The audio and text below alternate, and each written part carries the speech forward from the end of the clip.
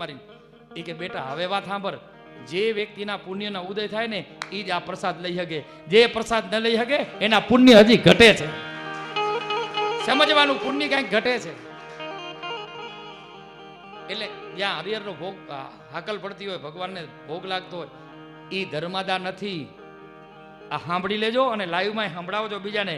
ઘણા મને આ કે એટલે હું તો મારી વેદના વ્યક્ત કરું છું કે બાપુ અમે આમ બધું સારું બહુ, પણ અમે ધર્માદાનું ન જમીએ. તારો ફરી રહેવા દો ને તમે, મને ક્યાં તારો ભલો થાય. આ ધર્માદાનું નથી. ધર્માદાનું કેને કહેવાય એ તમને કહું કે કોઈ દવાખાની મોટી હોસ્પિટલમાં એક બોર્ડ મારેલો કે આ અહીંયા દર્દીઓ માટે જમવાનું છે, એ ધર્માદાનું કહેવાય. એક રામ રસોડું ગરીબો માટે ચાલતું હોય, એ ધર્માદાનું કહેવાય. એમાં કદાચ શક્ય હોય ને તો આપણે દેવાય, બાકી એમાં જમાય નહીં. બાકી આવા હરિહરના જે આકલું થતી હોય ને એમાં તો પ્રસાદ લેવાય, તમારી કાયાનું કલ્યાણ થઈ જાય. એટલે લ્યો, એ સુધારો થયો. પ્રસાદ બધા ખૂબ ભાવથી લો. બાકી ઘણા પાછા એટલી સુધરેલી આપણે તો ઓહો આ તો કેટલોય ડિગ્રીમાંથી ડિગ્રી આને મેળવી લીધી હશે. અને પછી હું તો કાંઈ કહું નહીં. મને પછી સારું એમ થાય કે હવે આનું મારે ક્યાં અપમાન કરવું અને ક્યાં, અને આની યાર મારે સત્સંગ હવે શું કરવો. એટલે હું કહું હા ના વડીલ વાત તમારી સાચી, કાંઈ વાંધો નહીં. સારી હોટલ હોય, ફર્સ્ટ ક્લાસ રેસ્ટોરન્ટ, ત્યાં જમી લેજો.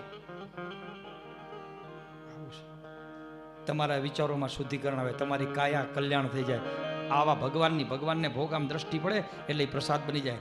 ઝેર નીકળી જાય, ઝેર એમાંથી વિકારો નીકળી જાય. પણ આપણે તો કોઈ પ્રોટોકોલ નહીં લ્યો, કોઈ વસ્તુ નહીં. આયા ગયા ખાયા, ઉભા અમુક તો બૂટ ચપ્પલ પહેરીને આપણે કબડું ખાતા હોય. વાહ વાહ તમારી સંસ્કૃતિ.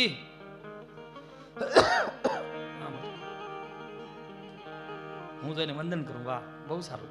એને હા મેળાવે તો આમ માથે ફેરવતો જાઉં, પાછો એમ કે વાહ બાપુ. અન્નનું અપમાન છે. શાંતિથી પલાખી વાળી થાળી બાજુમાં રાખી, પગે લાગી પ્રસાદ લ્યો ખૂબ ભાવથી. અને પ્રસાદ લેતી વખતે મૌન રાખવાથી એક ઉપવાસ કર્યા બરાબર ફળ મળે છે.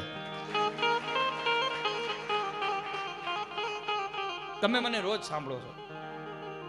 આજ મારી એવી ઈચ્છા છે, એવી છે કે 6:30 વાગ્યા છે, અડધો કલાક સૂર્યશંકરભાઈને સાંભળીએ.